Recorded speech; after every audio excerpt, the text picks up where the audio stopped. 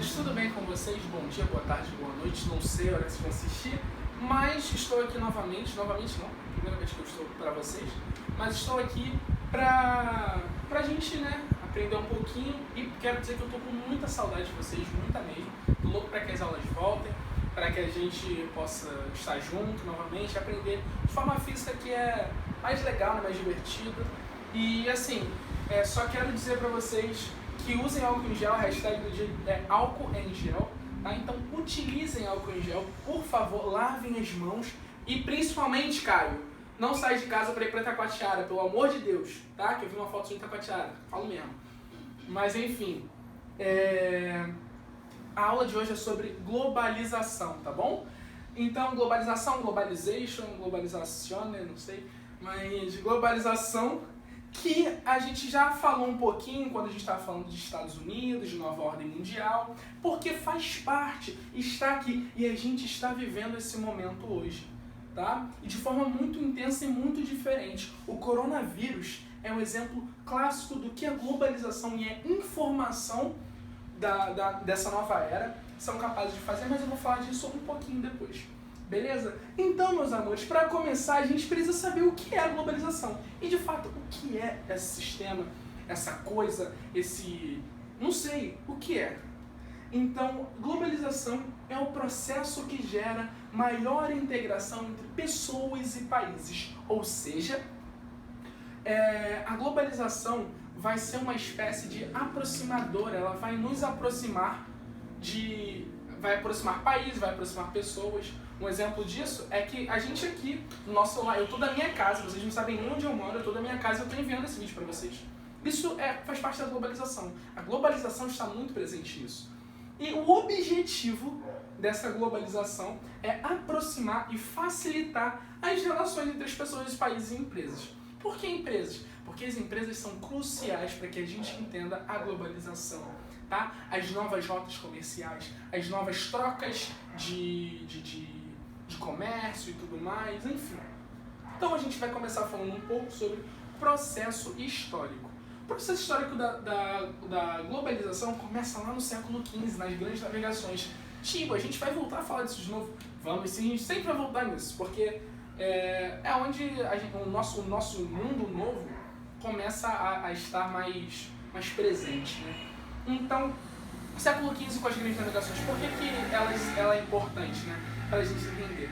As grandes navegações foi o primeiro passo de uma mínima integração entre a Europa e outro continente. Vocês lembram disso? A Europa descobre, Cristóvão Colombo descobre a América, tá? Pode-se utilizar o termo achado também, ou encontrado, mas enfim.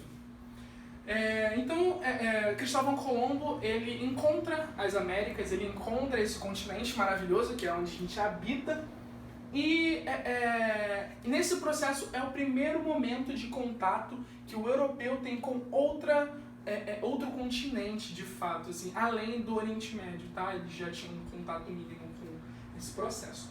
Mas para atravessar um oceano inteiro, o Oceano Atlântico é gigante, atravessar um oceano para ir atrás de uma outra terra que você não sabe nem onde é. Olha que loucura, olha que viagem isso. E ele foi atrás disso, dessa embarcação, dessa sandice, dessa loucura, ele foi atrás disso. Então é muito importante a gente entender isso, porque além de encontrar um novo mundo, um novo continente, de fazer contato com novas pessoas, novas populações, novas culturas, ele também começou a trabalhar uma rota comercial. Então, nas grandes navegações, começa-se um novo processo de rota comercial. Ou melhor, não é um novo, mas o principal de todos, tá? Porque a partir daqui, todas as relações que a gente tem hoje com o mundo, com a natureza, com o sistema, com o capitalismo, vão se basear a partir dessas grandes navegações.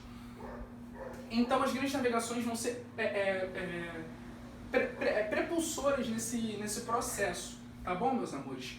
Então vão haver trocas comerciais. Então no século XV mesmo, os portugueses começam a extrair o pau-brasil daqui da nossa terra e mandam para a Europa para fazer várias coisas. E durante todo esse processo, todo o processo de colonização do Brasil é um exemplo claro do que o comércio globalizado vai fazer. Então, porque a gente está o tempo todo exportando. É ouro, é café, é açúcar, é pau-brasil. Então, é um processo muito importante. Segundo ponto 2 é a Revolução Industrial. Se aqui, com as grandes navegações, não havia avião, tá? Então a gente só tinha as velas e tudo mais, a gente já tinha um processo de globalização. Aqui na Revolução Industrial, a gente vai ter esse processo acelerado. E por que, professor? Por quê? Porque nesse momento, a Revolução Industrial vai trazer as máquinas a vapor, vai trazer a produção acelerada, porque você não vai mais depender do tempo da natureza, você depende do tempo da máquina, o tempo da máquina é rápido. E você começa a, além de produzir coisas rápidas, a entregar coisas rápidas. Porque aí vem navio, a carvão e tudo mais, e várias outras invenções que vão fazendo com que o mundo vá se modernizando de forma mais rápida e que as integrações sejam ainda mais rápidas, ainda mais próximas, ok? Então, além disso, um outro fator muito importante é o aumento dos meios de produção, aumento dos meios de transporte e de comunicação. Aumento e melhoria, tá, gente? Porque se hoje nós temos o celular, nossos celulares, é porque lá no passado fizeram aqueles telefones gigantes e tudo mais. E além disso, carros, aviões, planadores e tudo mais, tudo isso fazem com que a globalização ocorra de forma ainda mais intensa, tá? Aguinha para hidratar. Delícia. Enfim, gente, as características gerais da globalização principalmente são a visão neoliberal. Eu não sei se eu cheguei a comentar com vocês, mas a visão neoliberal é muito importante para isso, tá? Neoliberalismo é um sistema político, tá? Novo liberal vem da ideia liberal de Adam Smith lá no século 18, tá bom? Então, é uma nova teoria de um sistema político econômico e onde vai pregar privatizações, diminuição do Estado e todas essas questões encabeçadas principalmente pelos Estados Unidos, que a gente já comentou. Os Estados Unidos é precursor nessa visão neoliberal, tá? Então, outra característica é as privatizações. Isso tem aqui tudo a ver com o neoliberalismo. Uma economia de informação. E o que seria isso? As informações começam a valer dinheiro. Ou seja, sabe quando você coloca os seus dados em sites e tudo mais? Isso, o seu site está guardando aquelas informações e começa a divulgar. Um balanço, algumas reportagens tem na CNN, no Washington Post, no New York Times. Eles fizeram várias entrevistas, reportagens sobre uma economia de informação. O que seria isso? As bolsas estão investindo cada vez mais em empresas que divulgam, que têm acesso a nome, CPF, RG, tudo seu, tá? Então, essa economia de informação é muito importante, Zuckerberg sabe tudo da sua vida e ele está muito rico, não é porque ele criou o Facebook, mas é porque ele sabe disso aqui, ó, das suas informações, e o tempo todo ele vende isso, o tempo todo, tá? Seu Instagram, seu Facebook, seu WhatsApp, você acha que você é dono disso tudo e que ninguém sabe da sua vida, ninguém sabe do que você manda no WhatsApp, das suas conversas, das suas fofocas, dos seus amores, de tudo. Ele sabe, tá bom? Então, essa economia de informação é muito importante, encabeçada principalmente pela Google, tá? A empresa Google e o Facebook, a partir de 2010. Outra coisa, começa a haver uma maior integração econômica. O que seria isso? Os blocos econômicos começam a ganhar muita força. Professor, o que seriam os blocos econômicos? Gente, blocos econômicos são países que se unem e começam a colocar ali, estipular como que vão se ajudar, porque eles são próximos. Aqui na América do Sul, nós temos, espero que a gente continue tendo, o Mercosul. O Mercosul é composto pelo Brasil, Argentina, Paraguai e Uruguai. E Bolívia, se não me engano. E o Mercosul está sempre trabalhando para que as negociações sejam amenizadas. Por exemplo, no Mercosul, você pode entrar em países que são do Mercosul apenas com a sua identidade, você não precisa de passaporte, tá? Porque são países do Mercosul, então não tem essa questão de visto e tudo mais. É só um exemplo clássico, tá? Além disso, não só o Mercosul é um bloco econômico, mas também o NAFTA, que é da América do Norte, e a União Europeia, tá bom? Que é o bloco econômico mais forte que existe. Além disso, a gente vai ter maiores investimentos de empresas no exterior. Professor, o que seria isso? As empresas começam a sair dos seus países sede, que geralmente localizavam-se em países do norte, em países capitalistas desenvolvidos, e começam a ir para países do sul. Por exemplo, a Nike, não sei se vocês sabem, mas ela não fabrica os seus tênis nos Estados Unidos. A Nike fabrica tênis na Indonésia, na Tailândia. Sabe como? Com trabalho escravo, pagando $1 por dia para o trabalhador. Isso se chama investimento de empresas no exterior. Elas começam a sair dos seus países com uma teoria de que, nossa, vamos globalizar e levar civilização, mas na verdade é porque naqueles países a mão de obra é mais barata e desqualificada, logo você não precisa gastar tanto dinheiro com a mão de obra. E aí existem vários processos e tudo mais, mas existem vários, não só Nike, tá? Adidas, Converse, né? Várias empresas que utilizam trabalho escravo em outros países, que são dos Estados Unidos, por exemplo, utilizam trabalho escravo em outros países. Aqui no Brasil, existe trabalho escravo, mas é uma relação um pouco mais diferente, porque tem muito mais a ver com a indústria de roupa, tá? Então, a Forever 21, acho que é o nome, Animalia, todas essas empresas que tem no Plaza, que vocês vão, então, essas empresas trabalham com trabalho escravo. Fala uma coisa, sabe a camisa que você paga R$150, R$200? Eles pagaram, quer dizer, se pagaram, um alimento, uma refeição no máximo para quem está produzindo isso. Isso é um dos pontos negativíssimos da globalização, tá? A escravidão não acabou com a Lei Áurea. É sempre importante falar isso. Não acabou com a Lei Áurea. A gente tem dinâmicas de escravização muito diferentes hoje em dia, tá? Não é só pela cor de pele. Existem outros processos, mas a escravidão não acabou. Existem pessoas que são escravizadas todos os dias e que estão sendo escravizadas enquanto você vai assistir esse vídeo, tá bom? Enfim, outra questão muito importante para a gente entender esse processo se chama obsolescência programada, né? O que seria isso, professor? Gente, vamos lá. Todos vocês têm celular, ou computador, ou televisão, algum aparelho eletrônico vocês têm. Vocês já viram a média, mais ou menos, do quanto um celular dura? Um celular bom, um celular caro que você paga mais ou menos R$2.000, ele vai durar, se ele durar 2 anos, é muito. 3, se a gente quiser forçar um pouquinho. Mas se ele durar 2 anos, é muito. Isso se chama obsolescência programada. E por que ele dá ruim? Porque ele começa a ficar ruim. Você tenta levar na atualizada, não funciona. Começa a travar e tudo mais. As atualizações, então o celular tem atualização. As atualizações são um exemplo claro disso. No ano passado eu tinha um iPhone 4. Sabe aquele iPhone 4? Então, eu nem tenho ele aqui mais, só vou mostrar pra vocês. Eu tenho um iPhone 4. Eu tinha um iPhone 4. E esse celular era muito engraçado porque ele não tinha mais atualização. A Apple parou com a atualização. E por quê? Para que você seja obrigado a comprar o celular mais novo, que tem atualização. Entendeu? E eu comprei. Então, obsolescência programada é exatamente isso. Já viu pessoas mais velhas falando, nossa, na minha época o ventilador durava 20 anos. Tinha um ventilador no meu quarto que ele durou, meus pais têm 23 anos de casado, e durou 23 anos. Então, o ventilador durou muito tempo. E agora os ventiladores estão mais fracos e acabam mais rápido e tudo mais. Então isso tudo tem a ver com a obsolescência programada. Então quando o seu celular chegar no segundo aninho de vida dele, você olha para ele e fala assim, ele vai começar a dar ruim e tudo mais, não adianta levar no autorizado. Esquece autorizado. Porque isso aqui, é completamente programado, tá? Uma outra coisa se chama a indústria cultural. Professor, mas o que seria essa indústria cultural, né?